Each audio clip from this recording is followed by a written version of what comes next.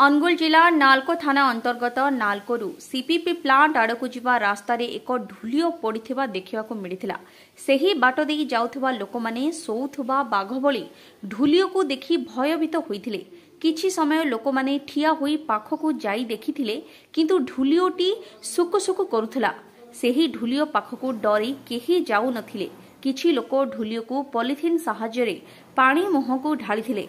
अन्य किछि लोक फॉरेस्ट ऑफिस फोन करथिले मध्य फोन उठाई नथिले। एही ढुलिओ एठाकू केमिति आसिला एहा एक प्रश्नबाची। चतुर्पार्श्वरे घर और प्लांट थिबा बेले एठाकू केमिति आसिला ओ ता देहरे क्षत चिन्ह थिबा जणा पड़िछि। एहाकू किए आक्रमण करिछि कि गाड़ी रे बाड़े होइछि ताहा संदेह। वन विभाग पाखरे एहार खबर थिला कि नाही ओ फोन कले न उठाइबा एहा एक प्रश्नबाची। जदि सेही ढुलिओ मरी जाए एथिपाई दायी किए बोली साधारण रे चर्चा जोर धरिछि। Bureau report, D news Odisha.